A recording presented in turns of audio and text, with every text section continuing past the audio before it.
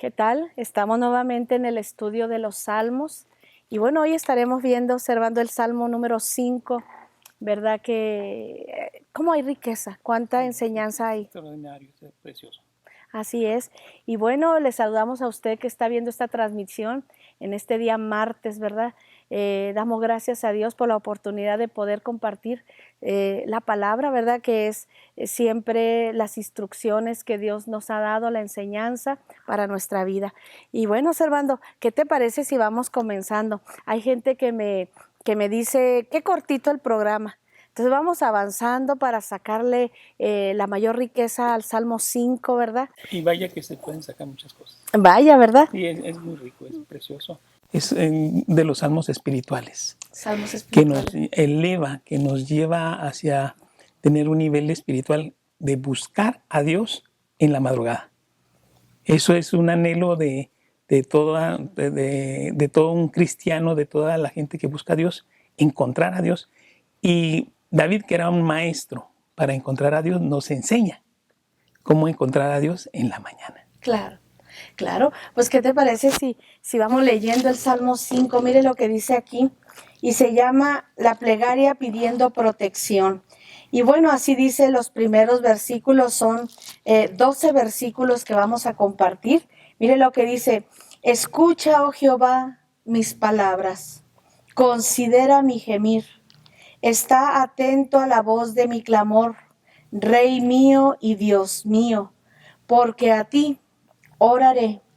Oh Jehová, de mañana oirás mi voz, de mañana me presentaré, delante de ti esperaré. ¿Qué te parece si comentamos hasta ahí? Sí, claro que sí. Mira, aquí viene, desde antes de que empiece el Salmo, viene una introducción. Así es. Que dice Salmo de David. Pero aquí dice al músico principal sobre Nehilot, Salmo de David. En Nehilot hay que diferenciarlo del otro salmo que hemos visto anteriormente, que es Nejinot. Casi se pronuncian igual, pero uno es con H y el otro es con G. Y Nehilot es para música de viento. ¿Qué diferencia hay? Cuando David hace sus instrumentos, él hace música, él hace salmos para música de viento, que son flautas, y para música de cuerdas, que estaba hecho con los intestinos de los corderos. Así los hacían. Sí, así los hacían antes. Las arpas las hacían de intestino de cordero seco. Entonces, todo lo que es instrumento de cuerdas es para lo de adentro, es para las entrañas, es para el alma. Pero la música de viento es el soplo de Dios, es el ruach. Entonces, este salmo es un salmo para música de viento. Dice Nehilot, es espiritual, se le dice el ruach. El ruach. El ruach. Y el ruach tiene que ver, era un salmo espiritual, para elevación. O sea, este es un salmo que nos eleva, que nos lleva a tener una comunión espiritual con Dios. Y es un salmo precioso que debemos de saber dónde está, que es en el quinto salmo, y tener la utilidad. O sea, es un salmo para vivirlo. Todos los salmos son para vivirse, son para algún momento y alguna situación de nuestra vida.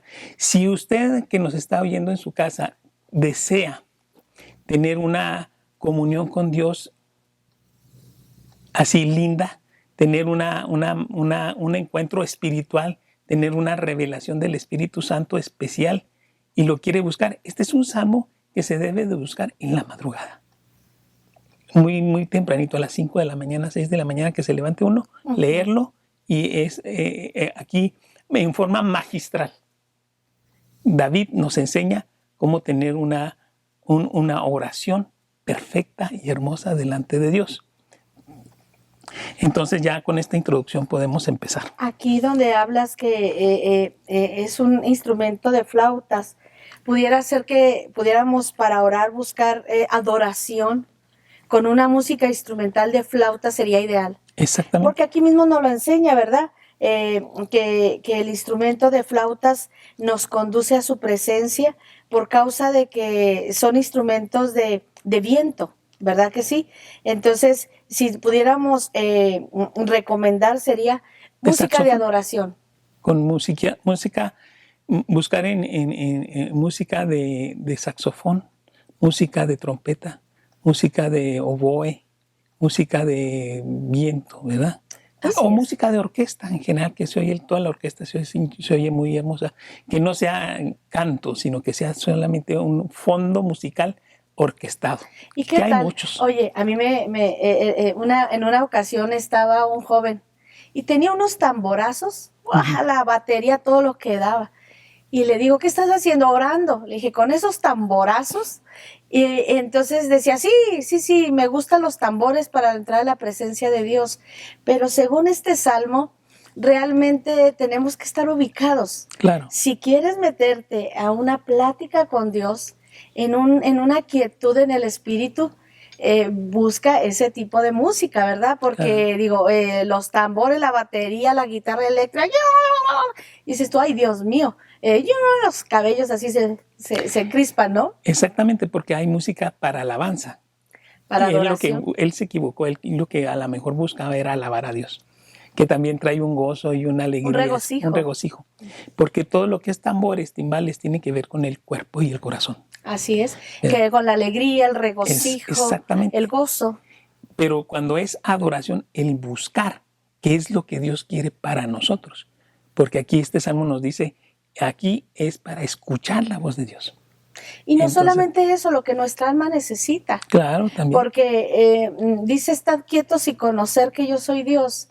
Tenemos que recordar, para usted que está viendo la transmisión, que el alma, que son nuestras emociones, nuestra mente, nuestra voluntad, el alma, necesitamos acallarla. Necesitamos acallar nuestros pensamientos, acallar nuestras emociones para poder oír la voz de Dios. Necesitamos traer una quietud, ahora sí que traer una tranquilidad para que nuestra alma pueda estar abierto a lo que Dios nos quiere hablar. Entonces, no solamente es lo que Dios quiere, sino lo que necesita el alma para llegar a ese nivel de una comunión con Dios, ¿verdad? En la mañana, dice, en la mañana es una oración ideal. ¿Por qué? En la mañana, cuando hemos de alguna manera descansado, ha habido una quietud en nuestro espíritu, en nuestro cuerpo. Es tan lindo levantarnos de madrugada.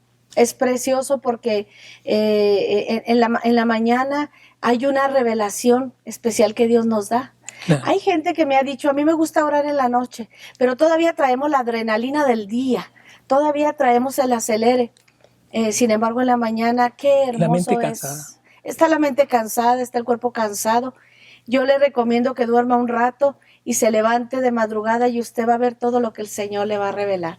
Pues vamos al Salmo. Vamos. Los primeros 2 versículos, si los puedes leer, Karina. Sí, dice así, escucha, oh Jehová, mis palabras, considera mi gemir, está atento a la voz de mi clamor, Rey mío y Dios mío. Fíjense cómo dice, escucha, oh Jehová, mis palabras, 1. Así es. Considera mi gemir, 2. Está atento a la voz de mi clamor, 3. Aquí vemos, esta se llama paralelismo, en la cual habla Dios en 3 sentidos. Sí. Y es una revelación que Dios que le dio a David de la Trinidad. Oh, total, sí. Sí, porque le habla 3 veces a Dios. Le dice primero, escucha, oh Jehová. Aquí le pongo, aquí se está dirigiendo al Padre. Al Padre Celestial. Y lo dice, considera mi gemir. Yo digo que se está dirigiendo ahora al Espíritu Santo. ¿Por qué? Porque en el libro de Romanos 8:26 dice que el Espíritu Santo gime. Así es. Con sonidos indecibles. Entonces, cuando dice, considera mi gemir, esta es una revelación que David está teniendo del Espíritu Santo. Y lo número 3, está atento a mi clamor. Y clamor, nosotros recordamos que nuestro Señor Jesucristo clamó cuando está en la cruz, Elí, Elí, lama sabactani. Dios mío, ¿por qué me estás abandonando? Un salmo. Así es. Está recordando un salmo de David. Entonces, el Hijo clama, el Espíritu Santo gime y al Padre se le habla. Porque dice la oración, nuestro Señor Jesucristo nos enseñó que la oración debe ir dirigida al Padre, Padre nuestro. Así. Entonces al Padre se le habla, al Espíritu Santo se gime, es un gemir, y al Hijo es un clamor. Entonces es una revelación. Entonces aquí David está teniendo una revelación profunda y está hablando en este paralelismo, que es la técnica que él está usando, de hablar a la Trinidad. Y lo dice, escucha, oh Jehová, mis palabras al Padre. Considera mi gemir al Espíritu Santo. Está atento a la voz de mi clamor al Hijo. Entonces dice, y aquí dice algo muy hermoso, Rey mío y Dios mío. Está diciendo, mi todo mío. Tú eres mi Rey, tú eres mi Dios, tú eres mi Señor, tú eres mi todo. Entonces, ¿cómo inicia? Aquí nos enseña cómo inicia una oración entendida de un hombre que nos quiere enseñar cómo buscar a Dios de una manera hermosa. Dice, y aquí dice el siguiente versículo, dice, porque a ti oraré. Oraré. Te voy a decir lo que yo pienso acerca del primer versículo. Te voy a decir acerca de eso. Mira lo que dice, escucha, oh Jehová, mis palabras, considera mi gemir, está atento a la voz de mi clamor. Para mí hay 3 niveles de oración aquí. Aquí hay 3 niveles. Primero, cuando nos dirigimos y entramos a un atrio, hablamos, escucha, oh Jehová, mi clamor. Luego dice, considera un nivel más alto, que es el lugar santo. Y luego el tercero, que es un nivel más profundo, está atento. Yo miro en esta área 3 niveles de oración, como nos habla también en los evangelios, acerca de buscar, llamar, tocar, ¿verdad? Los niveles de oración. Entonces, a la hora de orar en la mañana, comenzamos en una oración de Señor, aquí estoy esta mañana, escucha, oh Señor, mis palabras. Empieza uno a entrar en un nivel de oración y va entrando uno en la profundidad de esa oración. Y luego dice, enseguida considera el gemir, empieza el cuerpo a gemir, a entrar en un nivel más profundo de oración, en un lugar santo, donde empezamos a entregarnos. Y luego enseguida dice, está atento a la voz de mi clamor. Ya estamos en el lugar santísimo, en la misma presencia de Dios, hablando y metidos en esa oración. Y tenemos que entrar a esos niveles de oración. En ocasiones, a usted que está viendo esta transmisión, nuestras oraciones son tanto de atrio, oraciones tan pequeñas. Usted quiere saber o quiere mirar a una persona madura en el espíritu, escúchele orar. Usted puede saber el nivel de una persona cuando ora. En ocasiones escucho oraciones de gente que son niños en el espíritu. No usan la palabra, no tienen autoridad, le falta la unción, le falta la presencia, porque sus oraciones son oraciones de atrio. Señor, ayúdame, mira cómo estoy, ay, ay. Solo el gemir, el niño que dame, dame, dame, yo, mira lo que me hacen, ay, atrio, atrio, atrio. Pero cuando uno entra en una madurez, dice, Señor, aquí estoy. Y entonces necesitamos, amado usted que está viendo esta transmisión, entre al nivel de lugar santísimo. Deje las oraciones de atrio y avance en su oración. Busque, toque, llame, como tenga que hacer. Y yo le aseguro que el Señor va a escuchar su clamor cuando dice, clama a mí y yo te responderé. El clamor no es una oración que dice, bueno, Señor, aquí estoy. Mira, a ti, ¿alguien te ha hecho una oración tan simple como si oraran por los alimentos? Ay, qué feas oraciones. Sí. Mire, discúlpeme, yo le voy a decir, esas oraciones como cuando se ora por los alimentos. Oye, a mí me tocó una persona, que iba a comer y tenía mucha hambre. Era un ministro, pero era un joven, me reí mucho. Y pone y dice, Señor, acuérdate de lo que te dije ayer, amén. Y se acabó la oración. Claro. Y yo, pues me dio risa, ¿verdad? Pero le voy a decir algo. Cuando el Señor nos dice clama, ¿quién clama? El que clama, estamos hablando de algo más que una simple oración, en donde, Señor, bendícelo, te lo pongo en tus manos, amén. Dios mío, mejor ni ore. Si va a orar, haga buenas oraciones. A mí me dijo una persona cuando yo salí de la ciudad, me dijo, iba yo a un congreso y me dijo una persona, oiga, ¿puede orar por mí?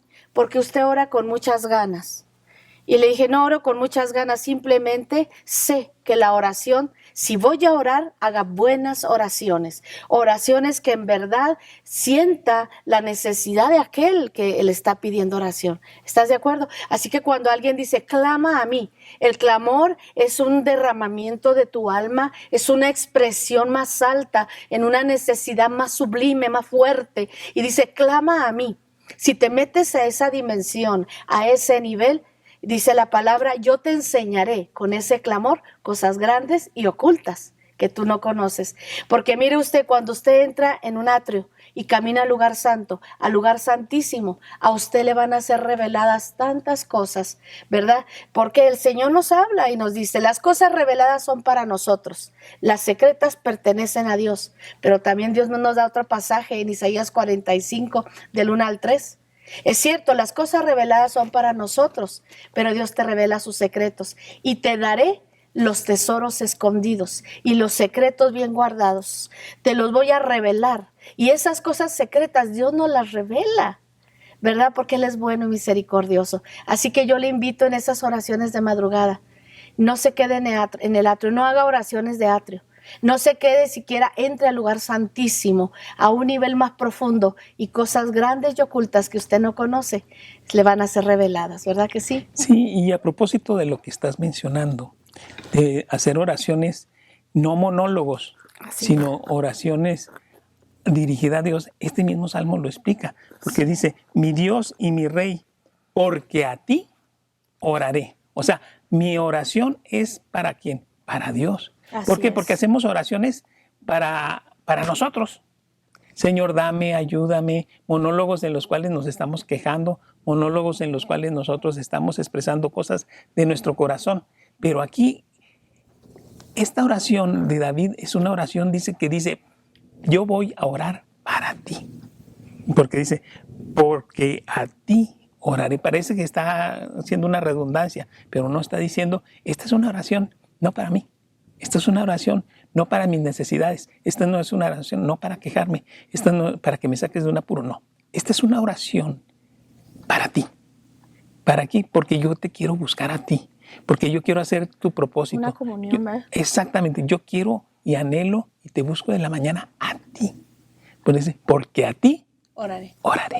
Y la importancia de amistarnos con Dios en un diálogo donde yo le hablo y Él me habla, donde hay una amistad, donde hay una relación, donde hay una comunión, en donde hay una relación padre e hijo, ¿verdad que sí?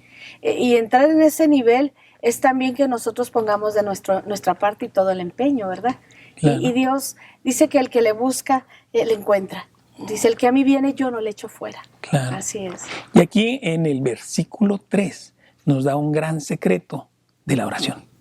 Porque dice así, oh Jehová, de mañana Así es. oirás mi voz. De mañana me presentaré delante de ti y ¿qué? Esperaré. Esperaré. O sea, no dice y demandaré y entonces dice, entonces voy a esperar. Entonces nos está diciendo de mañana. ¿Por qué de mañana? Tú lo estabas diciendo. Porque de mañana uno está descansado, porque de mañana está uno con el alma limpia, Quieta. porque uno ya descansó en la noche y está uno en condición de buscar a Dios Así y de es. esperar una respuesta de Dios. Tener fe. Exactamente. Y esto es muy recomendable. Incluso hay varios ejemplos de la Biblia de gente que oraba en la mañana. El que nos da el ejemplo es nuestro Señor Jesucristo. Nuestro Señor Jesucristo se levantaba de madrugada a orar. Dice en Marcos 1:35, levantándose muy de mañana, siendo aún muy oscuro, salió y se fue a un lugar desierto donde nadie lo molestara y allí oraba. Así O sea, es. Jesucristo nos enseña a orar, levantándonos de madrugada, antes de que salga el sol, yéndose a un lugar aislado donde no hay interferencia y allí el encuentro con el Padre es inminente. Así es. También Isaías nos menciona, en Isaías 26:9 dice, con mi alma te he deseado en la noche y en tanto que me dure el espíritu dentro de mí, madrugaré a buscarte. Porque luego que hay juicios tuyos en la tierra, los moradores del mundo aprenden justicia. Así es. Dice, pero aquí bien dice de una manera muy hermosa, te he deseado en la noche. Por tanto, mientras dure el Espíritu dentro de mí, madrugaré a buscarte. Entonces ya es Isaías. También el mismo David en el Salmo 63:1 dice, Dios mío eres tú. De madrugada te buscaré. Mi alma tiene sed de ti. Mi carne te anhela. En tierra seca y árida donde no hay aguas. Entonces tenemos gente que nos enseña a hacer oración y que nos enseña, si quieres buscar a Dios y quieres encontrarlo, dice, madruga, levántate temprano. No es para flojos, es para gente que tenga el anhelo de encontrar a Dios. Y dice, madrugaré a buscarte. Entonces dice, oh Jehová, de mañana oirás mi voz, de mañana me presentaré delante de ti. Y aquí viene una cosa que debemos de hacer. Y esperaré. Así es. Esperaré. Aquí es muy importante. Yo tengo muchos ejemplos de esto, experiencias personales muy hermosas y experiencias de otros hermanos. Conocí un hermano que le diagnosticaron a su esposa cáncer. Y él hizo durante mucho tiempo, incluso años, se levantaba muy de mañana, iba a la iglesia y estaba sola en la iglesia y se ponía a orar todas las mañanas por su esposa. Pues casi le dura más, casi se muere él antes que la esposa. O sea, venció un cáncer avanzado y todo por la oración constante y poderosa de años y de años de su esposo. Un esposo que sabía encontrar a Dios y lo buscaba de madrugada y él clamaba y pedía por su esposa. También tengo un amigo que tuvo un mal negocio, perdió su casa, perdió todo. Y él por un mes, ni siquiera fue por años, sino por un mes, estuvo yendo todas las mañanas y Dios le restauró todo lo que había perdido. La oración de mañana es poderosa. Es poderosa, ¿verdad que sí? Por eso dice aquí lo dice, te buscaré de mañana y esperaré. Si queremos una respuesta de Dios, debemos de buscarla en la mañana y sobre todo hablar con Dios y escuchar su voz. Y esperar. Esperar en Dios. Aquí habla también de tener fe, ¿verdad? Fe es la certeza de lo que se espera y la convicción de lo que no se ve. Esperar. Ya oraste, espera la respuesta de Dios. Confía que lo que pusiste en la mano de Dios esa mañana, vendrá la respuesta. David era muy sensible en eso. Él sabía, y decía, porque muchos en sus salmos lo dice, y dice, y Dios me respondió. Así es. O sea, le daba la seguridad. Nosotros lo vimos cuando lo persiguió su hijo Absalón. Todos andaban angustiadísimos, andaban preocupadísimos y andaban allá solos y todo. Y dice, pero Dios me respondió. Así es. Y por eso dormí, dice, y dormía a la pierna suelta. ¿Por qué? Porque yo ya tenía una respuesta de Dios. Qué lindo, ¿verdad? Exactamente. Bueno, pues vamos siguiendo. Versículo 4. Si gusta leerlo hasta el 6. Hasta el 6. Porque tú no eres un Dios que se complace en la maldad, el malo no habitará junto a ti, los insensatos no estarán delante de tus ojos, aborreces a todos los que hacen iniquidad, destruirás a los que hablan mentira, al hombre sanguinario y engañador abominará Jehová. Aquí hay algo muy interesante y es muy importante cuando uno se acerca a Dios y siente la santidad de Dios y la justicia de Dios. Sí. El corazón del hombre es transformado y empieza uno a aborrecer todo lo malo. Así es. Empieza uno, el hombre de Dios aborrece la injusticia, no tolera la injusticia, porque la justicia y la santidad de Dios lo conmueven. Cuando uno se acerca a Dios, el corazón de uno es mudado. Y cuando es mudado, entonces lo que es la tolerancia a la maldad ya no es posible. Uh-huh. ¿Por qué? Porque el malo no ama a Dios y no busca a Dios. Claro. Dice la palabra de Dios en Juan 3:19. Y esta es la condenación, que la luz vino al mundo y los hombres amaron más las tinieblas que la luz, porque sus obras eran malas. Aquí hay una condición, aquí hay algo interesante. El hombre malo no aguanta, no soporta estar escuchando de Dios. Así es. Pero también cuando tú te acercas a Dios, tú no aguantas y no soportas oír las cosas malas. Empieza a haber un Una cambio de tu intolerancia corazón. mutua. Antes podías oír malas palabras, por ejemplo. Pero ya cuando estás en las cosas de Dios, ya esas palabras te hacen El oído espiritual. lastima. daño. El estar en un ambiente inapropiado, no lo aguantas.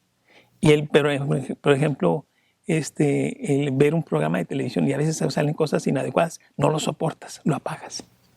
El ver, andar buscando alguna información y oír o ver alguna noticia que ya es muy fea, no la aguantas. Porque por tu corazón se hace tierno, uno es transformado, uno es procesado de gloria en gloria, porque pasa una cosa, cuando tú tienes comunión con Dios, la gloria de Dios te llena, pero te cambia y te hace, y te da su mente y te da su espíritu y eres en un proceso de metamorfosis. Tu corazón se hace tierno y pasa lo que dice aquí David, que no soporta. Ahora sí no soporta a los malos, porque él tenía que hacer juicio, él era un juez y tenía que oír muchas cosas. Entonces todo eso le intoleraba, toda la injusticia le era insoportable. Así es. Y bueno, la presencia del Espíritu Santo dentro de nosotros, porque usted lo puede notar, ¿verdad? Cuando más presencia tenemos de Dios, nos metemos más con Él, adoramos y nuestro oído espiritual se vuelve sensible. El Espíritu Santo, la presencia de Dios dentro de nosotros, nos hace sentir eso. ¿Qué es lo que oímos algo fuerte, alguna grosería, algún albur, alguna palabra mal pronunciada, algo que golpee nuestro oído espiritual y sentimos, nos duele aquí. Es como un dolor, como una presión en el estómago, como un golpe interno donde el espíritu se encogió. ¿Qué es eso? Bueno, recuerde usted que tenemos nuestro espíritu humano, el Espíritu Santo viene a morar dentro de nosotros y el Espíritu Santo dentro de nosotros es tan sensible el Espíritu Santo, no el espíritu humano, el Espíritu Santo dentro de nosotros es sumamente delicado. Y la mayoría de los cristianos no tenemos cuidado de mantener esa ternura del Espíritu Santo. Y en ocasiones con una palabra deshonesta, una palabra impropia, sentimos cómo el Espíritu se encoge, cómo se siente sensible y sentimos, qué fuerte, sentí mal. Porque el Espíritu Santo se está contristando con nuestras palabras o con lo que está escuchando. La mayoría de los cristianos o los creyentes pecan mucho en contristar el Espíritu Santo y nos dice la Biblia, no contristéis al Espíritu Santo. Entonces, como algo que debemos hacer es cuidar esa presencia del Espíritu Santo, que no se nos contriste. Luego viene que nos sentimos que en un bajamar en nuestro espíritu, un espíritu apocado, triste, porque estuvimos escuchando cosas que no debíamos escuchar, porque estuvimos hablando cosas impropias y no lo cuidamos. Y lo hacemos muy, muy constantemente. Así que habremos de pedir perdón al Espíritu Santo. Habremos de pedir perdón, Espíritu Santo, perdónanos por contristar tu presencia. Ayúdanos, Señor. Exactamente eso era lo que le sucedía a David. Y en el versículo 7 dice, mas yo, por la abundancia de tu misericordia, entraré en tu casa, adoraré hacia tu santo templo en tu temor. Aquí vemos que lo que justificaba y lo que permitía que David se acercara a él era la misericordia de Dios. En la misericordia de Dios, aquí la palabra misericordia, hay varios sinónimos de misericordia, pero uno de ellos, una de las palabras para que en el hebreo es regem. Y regem significa útero, matriz. Tiene un sentido de que en la matriz Dios cuida los embarazos para que de ahí se desarrolle un embrión y se forme un bebé. Y ese cuidado se llama misericordia. Mira. Entonces, como Dios, cuando un embrión va creciendo. Exactamente. Cuando nosotros oímos la palabra de Dios, en 1 Pedro 1:23 dice que se engendra vida. Y el cuidado que tiene Dios de los recién convertidos, de los que acaban de recibir su palabra, para que se engendre en ellos el nuevo ser interior, el nuevo hombre, es de misericordia. Dice, es por la misericordia que nosotros nos presentamos a Dios. No podemos presentarnos en Dios en nuestro viejo hombre, sino en la misericordia de Dios. en el nuevo hombre que Él está formando dentro de nosotros. Así es. Por eso dice, mas yo por la abundancia de tu misericordia, o sea, por ti, no por mí, entraré a tu casa. Así es. Dice, y adoraré hacia tu santo templo en tu temor. O sea, no es por mis méritos, no es por lo que yo haya hecho, sino es por tu misericordia. Hay en Efesios 2, del 4 al 5, habla algo hermoso de la misericordia de Dios. Dice, pero Dios, que es rico en misericordia, por su gran amor con que nos amó. O sea, ¿qué es la misericordia? Es el amor que Dios nos da. Dice, aún estando nosotros muertos en pecados, nos dio vida juntamente con Cristo. Por gracia sois salvos. Así es, así es. Pues vamos a continuar, Servando. Dice versículo 8, 9, ¿verdad? Guíame, Jehová, en tu justicia a causa de mis enemigos, endereza delante de mí tu camino, porque en la boca de ellos no hay sinceridad, sus entrañas con maldad, sepulcro abierto es su garganta, con su lengua hablan lisonjas, castígalos, oh Dios, caigan en sus mismos consejos, por la multitud de sus transgresiones, échalos fuera, porque se rebelaron contra ti. Y bueno, aquí está hablando obviamente de aquellas personas, ¿verdad?, que están llenos de maldad, llenos de iniquidad, llenos de rebelión, ¿verdad?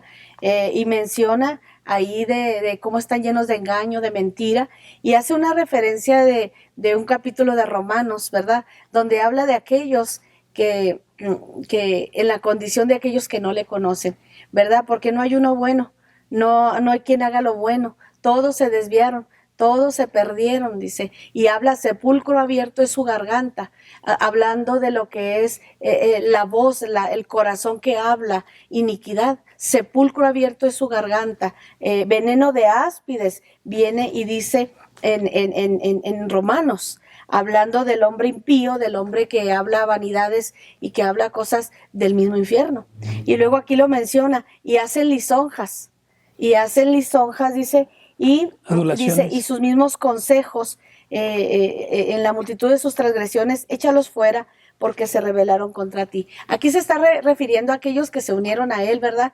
Que se supone que estaban con él y que salía esa parte, porque hay un viejo hombre, hermano. Mira, yo pienso mucho acerca de lo que es la transformación del hombre. Una cosa es ser salvo cuando recibes al Señor Jesucristo posicionalmente, pero de aquí a que el Señor renueve tu mente, el que el Señor te dé un nuevo corazón, venga el Espíritu Santo a morar en tu vida y empiece a hacer una transformación interna, pasa un tiempo, ¿verdad? Posicionalmente todo, eres una nueva criatura posicionalmente, pero en una realidad en el hombre no está sucediendo eso todavía. Empieza ahí un comienzo de la obra de Dios. Entonces aquí estamos hablando de personas que eran sus consejeros, gente que se supone que conocía a Dios, sin embargo les están haciendo la referencia de un versículo como si no lo conocieran, porque el hombre todavía tiene que sacar su iniquidad, tiene que sacar su maldad, porque no es verdad que un hombre reciba al Señor Jesucristo y completamente se le fue todo lo malo. Todavía tiene que venir un proceso de regeneración, un proceso de desintoxicación, de renuncia y de limpieza. Dice la palabra del Señor, el que esté limpio, límpiese más. Y aquí menciona la iniquidad a gente como un Achitofel. Aquí tenemos, mira, dice, porque en la boca de ellos no hay sinceridad, sus entrañas son maldad, sepulcro abierto es su garganta y con su lengua hablan lisonjas. Aquí es que David fue rey. Y se le volteó mucha gente. Uno de los que más le dolió fue su primer ministro, su consejero principal, Achitofel.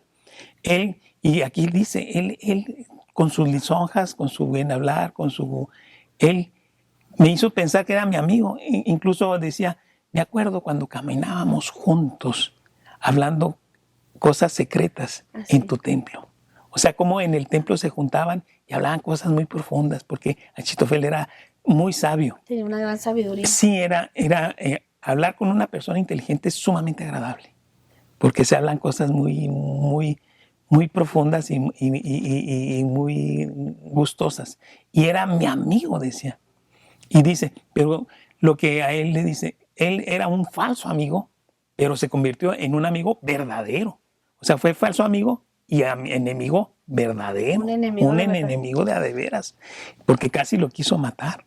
Y dice, Señor, líbrame de esa gente. Ayuda, sácame de ese. Entonces, aquí viene una cosa muy importante, Karime.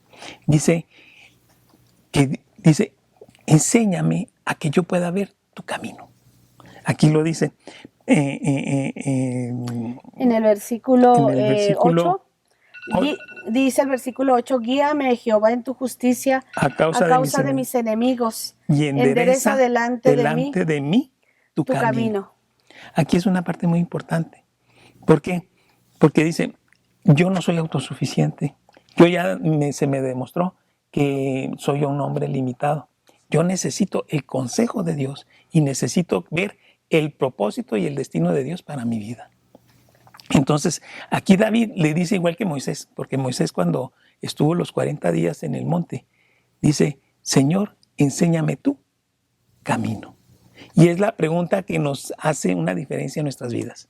Cuando nos presentamos delante de Dios y le decimos, Señor, enséñanos cuál es el propósito que tienes tú para mi vida. Entonces, en ese momento, el camino que nosotros a lo mejor estábamos llevando es totalmente contrario al camino que Dios tiene. Como le pasó a Pablo, que él iba por un camino y Dios se lo cambió en 180 grados para el otro, porque él no había nacido para ese camino, sino para el camino de Dios, al propósito de Dios. Entonces David dice, tengo falsos amigos, verdaderos enemigos que se me vuelven. Entonces yo necesito, Dios, saber tu guianza y saber cuál es tu propósito y saber cuál es el destino para mi vida. Amén, así es. Vamos el 11 y el 12. Dice la palabra, pero alégrense todos los que en ti confían, den voces de júbilo para siempre, porque tú los defiendes. En ti se regocijan los que aman tu nombre, porque tú, oh Jehová, le bendecirás al justo, como con un escudo lo rodearás de tu favor. Porque una de las evidencias y una de las cosas más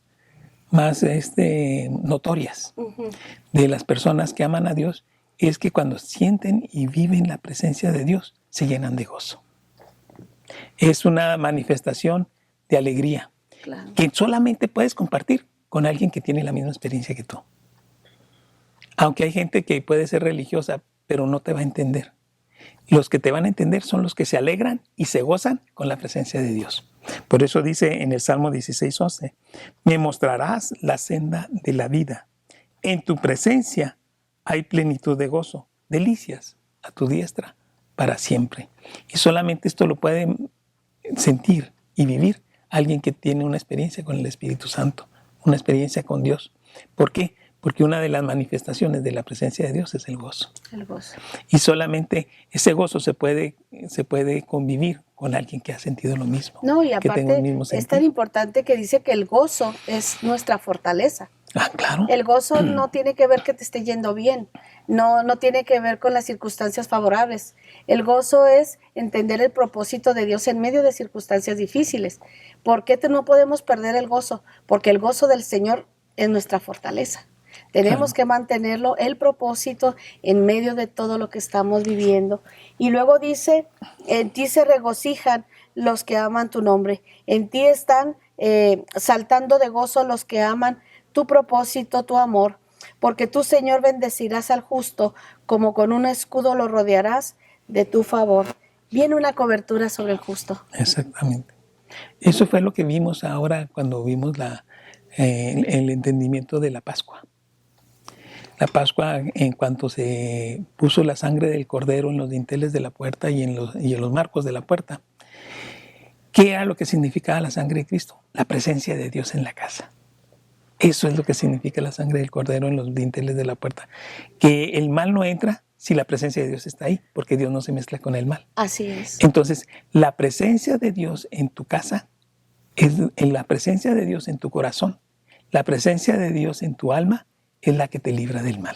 La que te da la cobertura. Te da una cobertura. Y lo dice aquí, porque dice, como un escudo lo rodearás de tu favor. O sea, ¿te acuerdas cuando Job, Satanás se presentó delante de Dios y dijo, habló de Job Y luego, pues, ¿cómo no te va a bendecir Job si tú lo rodeaste con un escudo a su alrededor? Tú lo tienes bien rodeado. Exactamente. Oiga, ya había visto Satanás que lo tenía bien rodeado. Ya, pues no podía hacerle nada por eso. Ujú. Pero entonces, si queremos tener una cobertura, la presencia de Dios. Una cobertura es meternos con Dios para que Él nos guarde y nos libre de todo mal. Ahora más que nunca, en esta contingencia, ¿verdad? Necesitamos buscar a Dios, ¿verdad? Y que el Señor ponga ese escudo a nuestro favor. Por eso dice, buscad primeramente el reino de Dios y su justicia, y de lo demás, ni te preocupes. Ya. Dios se encarga. Dios se encarga. Tú encárgate de tener una relación con Dios y que Dios habite en tu corazón. Y de lo demás, Déjaselo a Dios. déjaselo a Dios. Amén. Pues bueno, Servando, damos término a este Salmo 5 tan hermoso. Y bueno, le agradecemos a usted que esté mirando esta transmisión. Nos vemos el jueves 8 de la noche para continuar con el Salmo número 6. Sabemos que le va a bendecir. Saludos. Saludos. Hasta pronto. Hasta luego.